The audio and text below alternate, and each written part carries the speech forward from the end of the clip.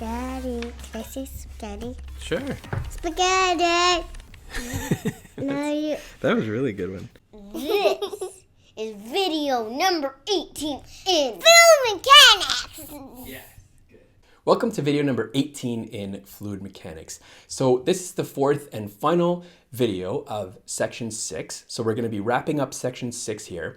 And what we're mostly going to be looking at in this video is different ways of flow measurement. Okay, so here's the breakdown of section 6. And again, there's a lot of material, so I'm not showing all of it here. The white text is what we're going to be covering in this video. So there's a little bit to finish section B there. We're going to look at pumps, fans, and blowers, and then non-circular ducts. And then we're going to do part C, where basically we just look at a whole bunch of different ways that you can measure the flow rate. And then that'll take us to the end of section 6.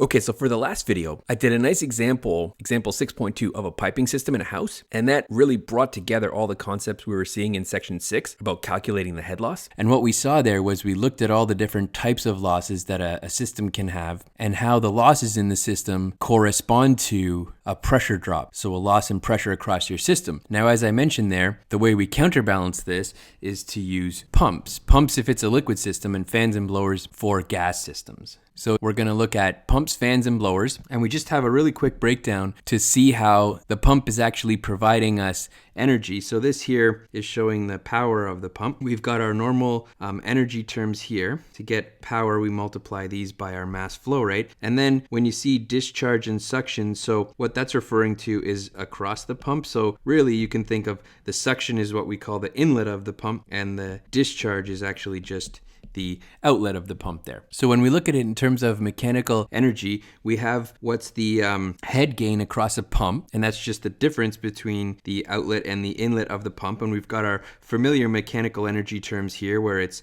pressure, kinetic energy, and the potential energy. And we remember the discharge to the suction, that's just across a pump, right? So when we're considering a pump, we say they have the same areas, so the inlet and outlet velocities are the same here. So we cancel those off. Also, it's just across a pump, right? So there's very little elevation change normally. So then what happens, we see that the head across a pump is actually just a pressure difference. So this is why we say when we have a pump in our system, it's really just a source of pressure. So this is why pumps will give us pressure. And then this next expression here is an interesting one. So if we look at this green one here, what we've just done is to rearrange. So when you take the power of the pump, that's delta H times m dot. So if you sub that straight down into here, and then this is delta H, so take this times m dot.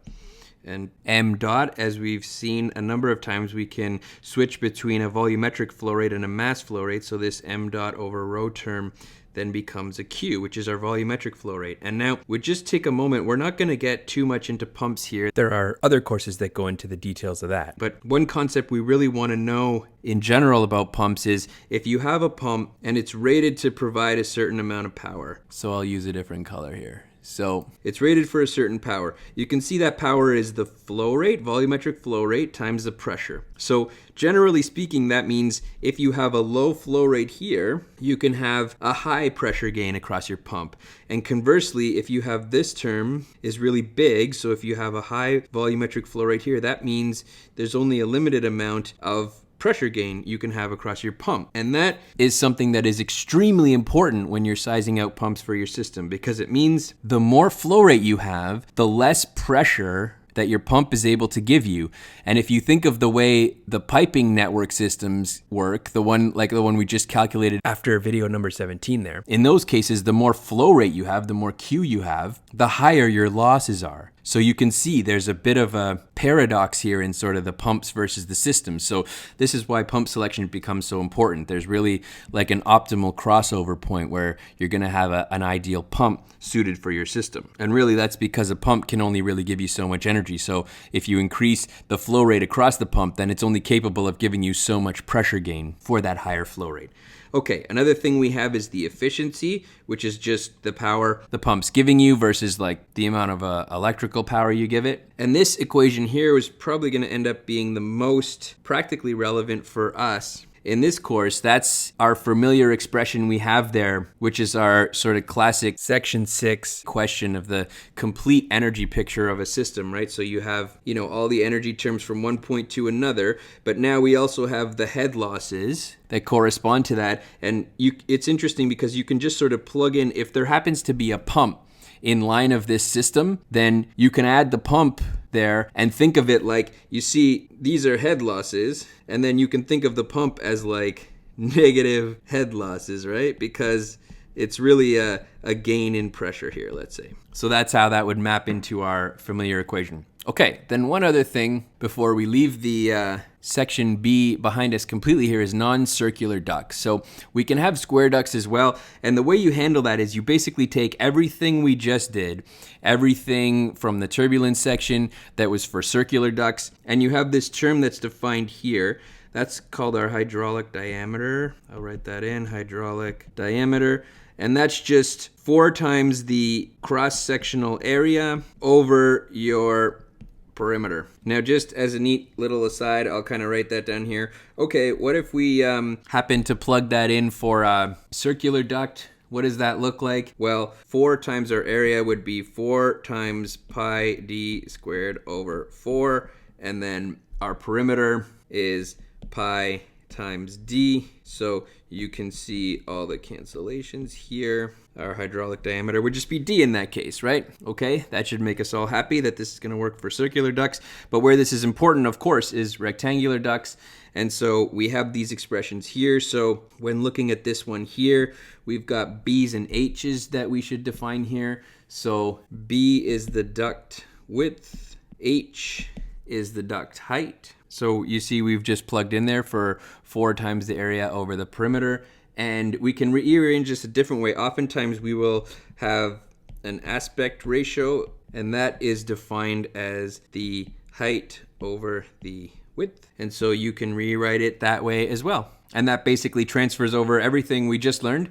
And now we can do it for square or rectangular ducts as well. So that's really handy. So we don't have to treat them separately at all. Just the same analysis there with a hydraulic diameter in place of our circular diameter. Okay, finally part C. Part C is more conceptual here. So what we'll be looking at here is just some methods for flow measurement. So if we just march through, direct methods really just refers to, a direct measurement of the fluid flow. And believe it or not, we do this. We actually do this in the lab quite a bit. So you take like a gradated cylinder. For example, you've got a container like the one I've shown here, just a random picture, right, where it has the markings on the side, and then you fill it. So this one's being filled from above here, and then you just time it, and that gives you a volumetric flow rate, right? Because you see where the volume is over a certain amount of time, and you just calculate it directly. So that's sort of the brute force method. Still in practice, nothing wrong with that, but we're going to want inline methods, especially because this section's about internal flows, right? So in the pipes, and the way we do that, so in section 6.12, we have restriction flow meters. So this table really highlights the 3 different kinds. So you can see we've got orifice, a flow nozzle, and a venturi meter. So we would have had some experience with these in the lab. Now, the basic premise of this is you're correlating a pressure difference with a velocity. And we know from what we've learned so far in this course that the pressure and velocity are sort of roughly interchangeable, and pressure is actually something that's quite easy to measure, velocity something that's very challenging to measure. You can imagine if you had a closed pipe, it'd be extremely difficult to measure the velocity, whereas you can just put some pressure gauges on it and read out the pressure fairly easily. So the premise of these is that in an orifice, for example, you just introduce an orifice so you can see the pipe is just blocked off here, right? So you've now decreased the area that the flow can flow over. So that means you've forced the velocity to change. Now forcing the velocity change is going to have a corresponding pressure difference. So if you measure the pressure here and then you measure the pressure here, as we'll see in the coming sections here, you'll be able to figure out the velocity. Another way to do that is to use a nozzle. Exact same premise, you just change the area, but with a nozzle instead, measure the pressure here and here. And then with the venturi, it's the same thing. It's just the venturi is a little more gradual, right? So it's a more complex way to do it, but a little more accurate, and the losses are lower. So that's what this table is summarizing, right? You have the orifice, which is the cheapest one, right? But it also creates the most loss in your system. The nozzle is a good sort of balance between the two. And then you've got the venturi. So if you have the space to install one, you're gonna get the lowest head loss, but the initial cost is the highest. Okay, so we're gonna look at these a little more closely. The idea, again, being that you have this area here, right? When you have the larger diameter, you put an orifice like this in, so you can see they're really actually showing the pipe. So you just put this piece right here, and that just has a little hole, little opening in it. So now you have this new area here. And because of the vena contracta, you'll actually end up with this area right here. And then the pressure taps go right here. So pressure there, pressure there. Now, if we look again, we've got really two expressions. We've got mass balance, which we know has to be true. And then we've got Bernoulli, if we don't worry about the frictional effects in the system. And so what happens is Bernoulli tells us that as the velocity at point 2 increases, there's going to be a drop in pressure, right? The mass balance tells us that whatever the velocity times this area was has to match the velocity times this area. So you basically take both of these equations and just sub in. And that's going to help you calculate what we call like an ideal volumetric flow rate, but the actual volumetric flow rate you're going to have to get from experiments. So you introduce this coefficient here. And so you see the way you calculate is that you rearrange all the terms you had from Bernoulli and the mass balance. You end up with this expression right here where beta is correlating the two diameters. So I'll use another color just so because I'm scribbling too much on this thing. So you've got the smaller d that's shown there and the larger d shown there, right? The difference between the opening before the orifice and then the orifice opening itself. And then these coefficients, so this CO is the orifice discharge coefficient. Discharge sort of synonymous with like outlet. So orifice discharge coefficient, and then you get a plot like this, right? Right, this one right here, plotted against the Reynolds number, and so you can see what this value is. So the way you use this is your system is going to have a Reynolds number, so you go along. Let's just do it like a quick sort of example here. Let's say your Reynolds number was right there, and this beta is showing your ratio of the orifice opening to the opening of your pipe. So let's say it was 0.7.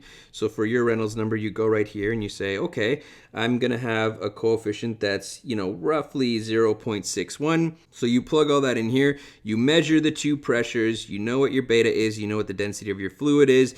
A naught is the opening of your orifice. So then you've got C naught, and bam, you plug everything in, you get Q, and you're done. And that's how you do a flow measurement with an orifice meter. Exactly same thing with a nozzle meter, just instead of an orifice, you have like a nozzle. So there's a few different examples shown here in A and B and C, just 3 different kinds.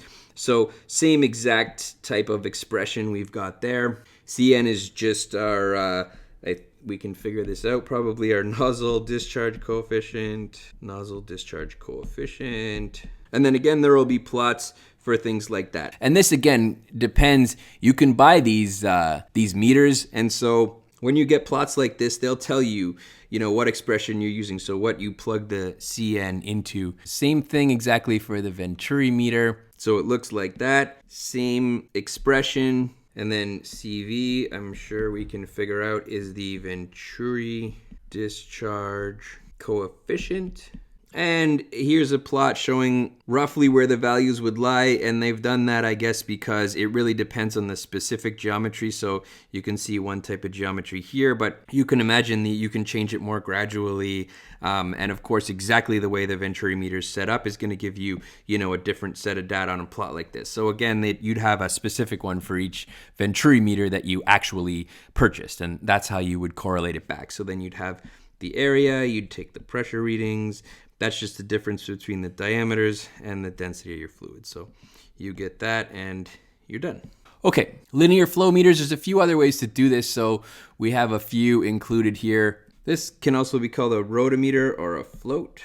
Basic idea being you have this float in the system, right? So shown right here, you've got your flow rate coming. And so if your flow rate's lower, for example, this is showing, minimum flow rate, your float will be down here, and then you'll have marks. You see how there's these marks, these lines on the tube there corresponding to certain flow rates. So you just have to read off based on where the float is.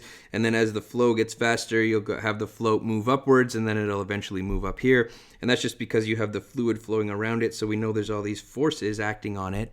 at higher flow rates that are going to push it higher. And so these things are, of course, calibrated, and you have them correlated really well. And then you can actually see, like, an example's right here where you've got, some readouts right here. And the float's like shown right there. Okay, so we move along to a turbine meter. What happens here are, because of the way this turbine is set up, you have the flow coming inwards, and then the flow will actually push these blades and get redirected, so it'll cause this little turbine in the middle here to spin. So once this thing starts spinning, you've got a little magnetic sensor shown here, right? So that's going to read how fast this thing is spinning, and then again you'll have a calibration, so they'll correlate how fast it's spinning to what the flow rate is through this system. That's a really slick way to do it as well. A little more expensive, but I think we can all see the advantages to that, right? Finally, we have particle image velocimetry. The basic premise of this is it's extremely difficult to figure out very precisely how fast a fluid is flowing. And I think we can all connect with this on some level. Like, for example, if you think about a wind tunnel where you have a smoke wand in it that's releasing smoke, you might think to yourself, hey, well, if you just took a video of that and you watched how fast the smoke was moving, you can figure out how fast the flow is moving. But actually, if you think about it, that's much more complicated than it actually sounds, right? Because when you're watching that video, you're just seeing a whole bunch of smoke that's moving along. See, the only way you can actually know how fast that smoke is moving over the vehicle, for example, is if you can track an individual smoke particle. And that's why this is called particle image velocimetry. So what this system is capable of is it actually is capable of following individual particles to see how fast they're moving. So I have a PIV system in my lab, for example. The wind tunnel has a PIV system as well. And it's something that's very valuable for us for our research to see and actually visualize these flow fields, right? So what you do is you've got a laser, and the laser is pulsed. And the laser is pulsed perfectly in sync with the camera down here. So you basically have a camera down here and a laser, and you can see you're making a laser sheet, right, across a part of the flow. So you've got some very intense software, and this camera, as it pulses, it takes an image on each individual pulse. Every time the laser's pulse, the camera is also pulsed, so it takes an image. And you can see all these particles. Now, if your software is capable of tracking each individual one, and you have a very precisely synchronized laser that's pulsing and camera that's pulsing, the software is actually capable of taking all these little particles it has, knowing where one was in a previous photograph and where it is in the following photograph by using some intense algorithms. And so then it can actually show you not only how fast it's flowing, but the exact direction it's flowing. And along this sort of plane that's shown here, where that light sheet is, you can get very precise readings of how fast the flow is moving by tracking all these individual particles. And normally what happens is this laser emits a light, so you actually place all these particles in the flow, and then the laser can actually excite these particles so they'll illuminate.